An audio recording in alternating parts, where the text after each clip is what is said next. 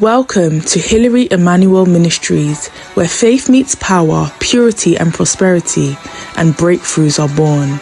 At Diadem, we equip you with bold prayers, life-transforming teachings, and spiritual strategies to overcome every challenge life throws your way. Join us as we dive into God's Word, experience His presence like never before, and walk in His purpose for our lives. If you're in London, we invite you to fellowship with us in person at Diadem, 4 Pegamoid Road, N18 2NG. Don't forget to subscribe now and let's grow in faith together. Brethren, today we are going to pray for ourselves and we are going to pray for our world. The world we live in is not well at all.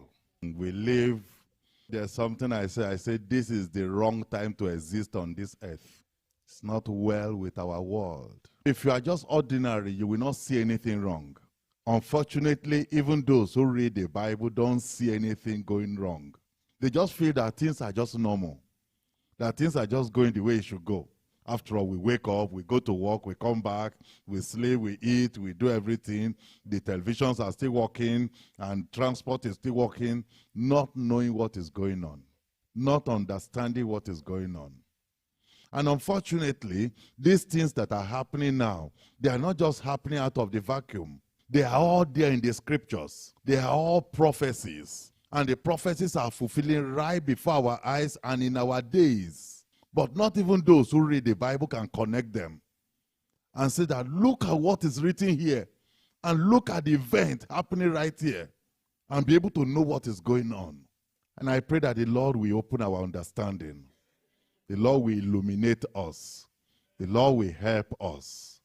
Because one of the impact of what we are dealing with today is to live and not see anything wrong. And that is the operation of darkness. There's a way somebody will stay long inside darkness. You get used to it. You begin to see, even inside the darkness. You can even begin to find your way around. Where you put your cup, where you put this one. You can even move around. And before long, you get accustomed to it. You get used to it. That's exactly what is going on in our world now. Darkness has so much dominated everywhere, and people are getting used to it. People are getting accustomed to it. People are adapting to it and living normal life, thinking that all is well. But you can see the devastating impact everywhere. If you have the spiritual eyes to see, you can see the effect everywhere. You can see the damages on humanity, the damages on destinies. And that's why today I'm talking to you what I call triumphing in the hours of darkness. Triumphing in the hours of darkness, because we are right inside the darkness now, brethren. The darkness is here. So what is left for us now is, how do we triumph? As Christians, as believers, how do we overcome? How do we survive it? So that the darkness does not do to us what it's doing to the whole world. And if you follow the scriptures, and you understand the scriptures, and you apply the scriptures, you begin to notice that your life will begin to make a difference, even inside the darkness. The ray of light that God comes from heaven upon you will begin to guide you, and the darkness will not have impact on you. Look at Luke chapter 22. Luke 22. Look at verse 52. This was the Lord Jesus Christ. Verse 52. From the beginning, if you look at John chapter 1, when Jesus appeared newly, there was something John was saying. He said, this is the light. This is the light. And brother, do you know that all through the period the Lord was going around Israel, from Galilee, going around all the coast of Israel, He was bringing light, light, light everywhere. And what was the impact of those lights? Destinies were being liberated. Those who are bound by demons and Satan, they were being set free. Those who were sick and oppressed, they were being delivered. And that was the power of light. Anywhere light comes in, people are liberated. And so Jesus continued that ministry, and the light was spreading in the land. And do you know there were people that were not happy?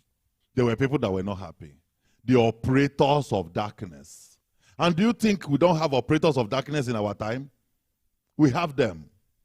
We have them. The machineries of darkness. Those who propagate darkness, who survive, who make their wealth in darkness. And so they didn't enjoy the presence of the light of Jesus. And now look at what happened. Then Jesus said unto the chief priests, do you see them? They are religious leaders. Religious leaders. Take note of what I'm telling you now. And within your own mind and understanding, with your own understanding of current affairs going on earth, watch closely the religious leaders of our time and see where they stand. The religious leaders. He said the chief priest, that's the first always. Why? Because religion is the opium of the people. People will always dance to the tune of religion. People will open up easily to the religion they believe in. So the chief priests, the spiritualists are always in the forefront. They are always the weapon darkness will use to grab the people for the politicians. And the moment they are able to use them to grab the people and bring them to the politician will now envelop them with a blanket of darkness. Look at what follows. The chief priest, then the captains of the temple. The captains of the temple. And then the elders, which were come to him. Jesus was saying to them, he said, be ye come out as against a thief with swords and staves. He said, is it me you people are coming to with stave and knife and all this sword? Am I the one all of you came out here with all this weapon to attack me or what? Jesus was asking them, 53. When I was daily with you in the temple, ye stretched forth not hands against me. He said, every day we are in the temple together. I come to your church. I come inside your temple. I even read the Bible. I preach in your temple. And you didn't touch me that time. You didn't touch me. You had the opportunity to grab me inside your temple. Why didn't you grab me that time? Look at the explanation he gave. He said, but this is your hour. Who gave them that hour? Why did Jesus say it's their hour? Brethren, it was the hour given to them by prophecy. I will tell you more on Sunday.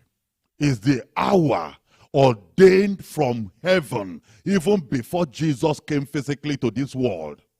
It was the hour ordained from the Old Testament by diverse prophets that hour has been allocated to them. Look at what Jesus called it. He said, it is your hour. And he said it is the hour given to the powers of darkness. I'm going to show you also later on Sunday the hour also given to the power of darkness that is happening in our time now. Happening right now in 2023. So that you know where we are. So that you understand what is happening in our world. So that you have understanding that this world, things are going on. Jesus identified it. Jesus was not ignorant. He didn't even stand up and begin to quarrel and argue with them. He said, I understand the scriptures. I know the prophecy. He said, all this while, for 3 years I was with you in your temple. You couldn't touch me. Why? Because it was not your hour. It was not time for darkness. Light was dominating everywhere. And darkness couldn't do anything. But there's something written in the prophecies that this hour has been handed over to you. So it's your time. Say it's your hour. Look at what follows. Verse 54. Then they took him very easily. No argument. No resistance. No struggle. They took him and led him away and brought him into the high priest's house. Do you know before they tried to take him, they couldn't? Because light was dominating. But now, they were even shocked themselves. How easy it was to take him. Because it's the hour of darkness. And Peter followed afar off.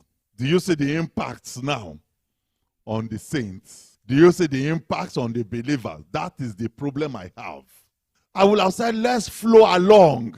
Let's continue to live. Any day we die, that's the end. We go. Another generation take over. But the problem is that it alienates the Christian, the believers from the Lord.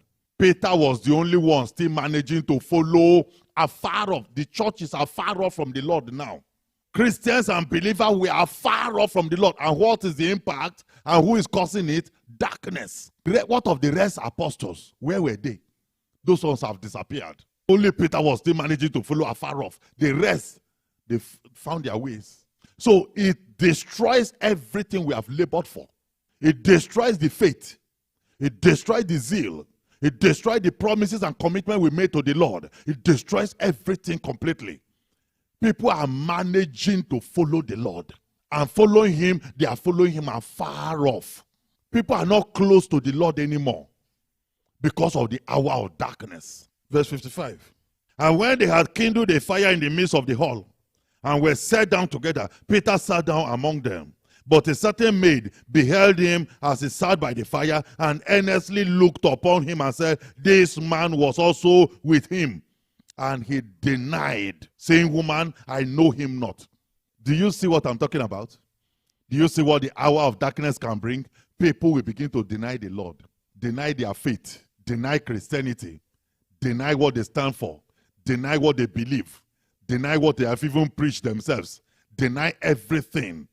That is the danger. That is the danger. Now, assuming something happened to Peter there, right there, and he dies after denying the Lord, what do you think will happen to him? That will have been the end. All his following the Lord, how many years will have ended like that? That is what we are fighting for. So that this darkness that is swallowing the whole earth will not push us to the point whereby we begin to, in our days, nobody might confront us and say, no, the way of denying the Lord is different now. It's totally different these days. You don't want anybody to know you are a Christian, or you go to church self. If you are in their midst, you blend, you behave like them. You don't let them know that you are a Christian. You are denying the Lord. Look at what follows. Verse 58. And after a little while, another saw him and said, thou art also of them. And Peter said, man, I am not. Do you see darkness? This was the same Peter that drew a sword and caught somebody out of zeal. What happened to the zeal now within few minutes or hours? The zeal is gone. Why? Darkness has swallowed that zeal. Verse 59. And about a space of an hour after, another confidently affirmed, saying, of a truth, this fellow also was with him, for he is a Galilean. And Peter said, man, I know not what thou sayest. And immediately, while he yet spake, the cock crew. And the Lord turned and looked upon Peter. And Peter remembered the word of the Lord, how he had said unto him, before the cock crow, thou shalt deny me thrice. When darkness comes, you will deny the Lord. And brethren, believers are denying the Lord. It might not have happened to us here because of the grace and mercy of God. But look around the world, believers are denying the Lord. And Peter went out and wept bitterly. And the men that held Peter mocked him. The men that held Jesus mocked him and smote him. Verse 64. And when they had blindfolded him, they struck him on the face and asked him, saying, prophesy, who is it that smote thee? And many other things blasphemously spake they against him. They were able to treat him as they like. They were able to do all those things until they killed him. Why? The hour of darkness. And when darkness have such opportunity, they don't joke with it. They don't miss it. They exploit it to the fullest. And brethren, we face this world day by day. Every day you wake up, you go to school for the young ones. Every day you wake up, you go to places of work. Every day you wake up, you go outside, you go to the supermarkets, you go to different places. You mingle with the world. You interact with darkness directly.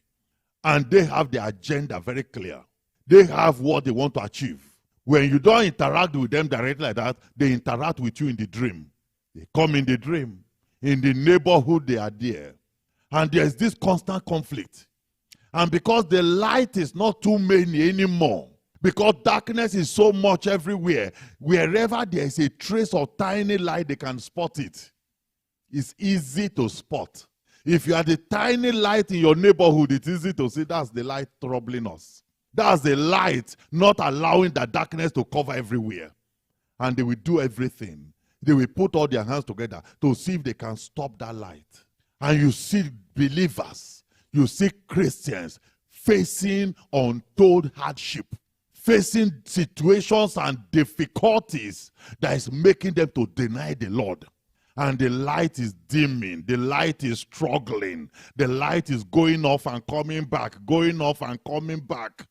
It's just a matter of time before it will finally go off, and that will be the end. And that's why we are dealing with this today.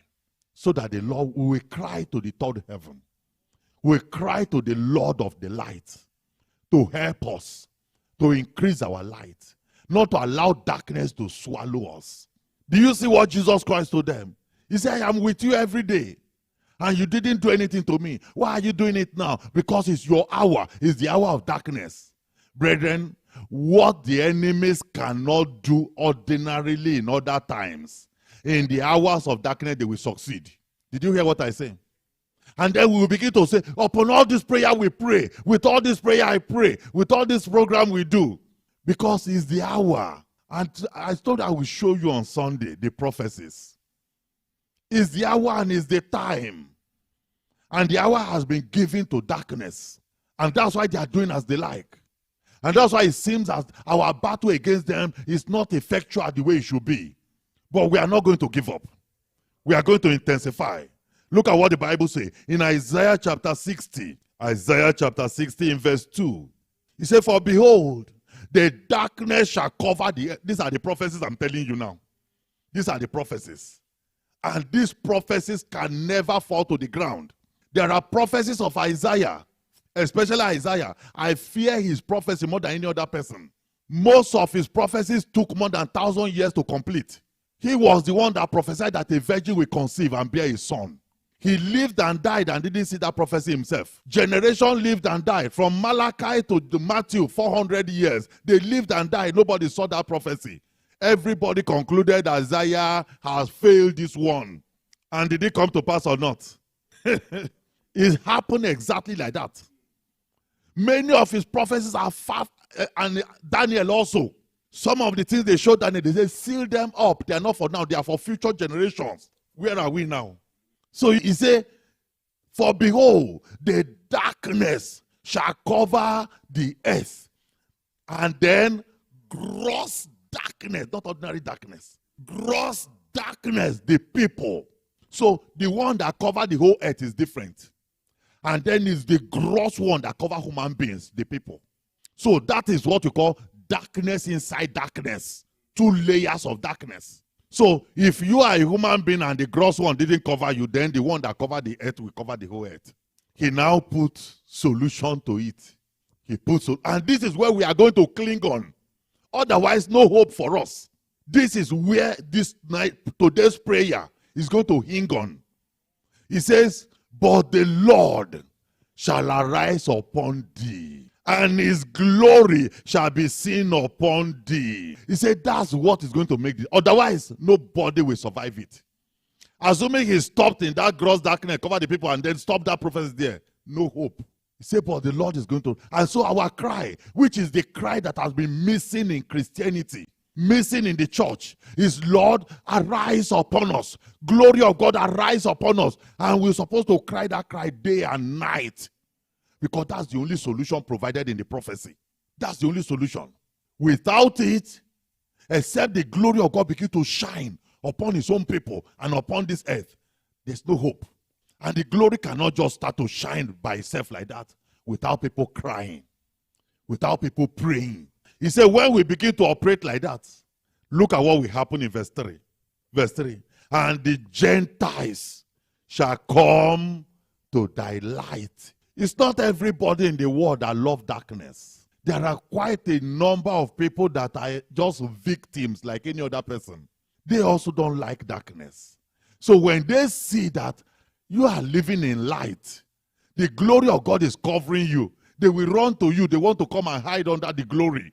They will run to the church to come and hide. That is the purpose of God. That when the darkness will cover in that particular generation, the light will still be inside the church. The light will still be with the people of God. And then the whole world, the Gentiles, will run to come and hide inside the light. He said, and kings will come to the brightness of thy rising. And what we are talking about This is Old Testament prophecy. And I pity those Christians that say they don't read the Old Testament. If you don't read the Old Testament, you are not even a Christian to start with, because you can never understand New Testament if you don't read and understand the Old Testament. Now look at this prophecy. This prophecy I just read to you now from the Old Testament. Look at it in Revelation. Revelation chapter 11. Sorry, let's read first chapter 3 first. Revelation chapter 3. Look at verse 10. He says, because thou hast kept the word of my patience, I also will keep thee from the hour of temptation, the hour of darkness. He now explain what he means. He said that hour of darkness shall come upon, it shall come upon the whole world, no exemption, wherever you are. Brethren, look at our world. And if you want to understand prophecy and understand the prophecy of the scriptures, look at the political terrain. Because all prophecy is about politics. That's why they will always tell you kings. They will always use symbol of kings. It's time for politics. They will always use symbol of image, standing, and the head is gold, the hand is this one, all those ones. These are all politics and different kingdoms and reigns that will rise up in different times. They are all politics. Brethren, look at the politics of this earth. In all nations, who are the people dominating it? Darkness, gross darkness, pure wickedness. In all nations, without exemption. In all nations. And I pity believers. I pity Christians. Anywhere I see Christians try to put their hand, the way they slap them silly. And they go back home with shame and disgrace because they don't understand what is involved. They don't know what is involved. There was something that happened. The other election they did some times ago. And one young boy, I think they say he's 27 years old. He now defeated one elder person. They just brought him out, a young boy. He defeated an elderly person. And when they told the elderly person that had been holding that position to come and give speech, he just said that killer with the sword must be killed with the sword. That was the defeat speech. That young boy came to parliament. Not quite long, they suspended from suspension. He ran mad. He's now in the asylum. He's back now in mental health home. Darkness. Pure dark, gross darkness. Look at Revelation. He said, the temptation which shall come upon the whole, to try them that dwell upon the earth. Are we not dwelling here? Revelation chapter 11. Look at verse 1. Look at verse 1. And there was given me a reed like unto a rod. And the angel stood. This is Revelation, the last book of the Bible. The last prophecy that came before they closed the chapter of the New Testament revelations. This was it. He said the angel stood, saying, rise, measure the temple of God and the altar and them that worship therein. He said, measure all the people that are in the church. Measure the temple, the size of everything. Verse 2. But the court, which is without the temple, that is outside the church, outside the temple, without, don't measure it. It's not part of God's program. Don't measure it. Leave it out and measure it not. Why? This is prophecy. He said the outside world, outside the church, has been handed over to the Gentile, to darkness. It's given to darkness, the world. And the holy city, what are they going to do to it? They will trample it in pieces under their foot for 40 and 2 months. So do you now see why darkness is trampling everybody everywhere? Why they are crushing everybody under their feet everywhere? And unfortunately, the church is at its weakest point ever. At its weakest point. What is our hope? What are we going to do? The only thing is that the church needs to understand. We need pure understanding. We need to understand where we are in the scheme of things. We need to understand what the scriptures say about us. We need to understand the purpose and the plan of God. What is the provision of heaven for the church at this time? Look at John chapter 1. John chapter 1, look at verse 1. It says, in the beginning was the Word, and the Word was with God, and the Word was God. The same was in the beginning with God. All things were made by him, and without him was not anything made that was made. In him was life, and the life was the light of men. And the light shineth in darkness, and the darkness cannot overcome it. The darkness cannot conquer it. So this is our consolation. So we have to strengthen our light day by day in prayers. We have to call for fresh light day by day in prayers. We have to trim our light and increase the volume of our light day by day. This is how to survive. This is how to triumph in the hours of darkness. This is the only way out. We cannot be too busy, brethren. We can't.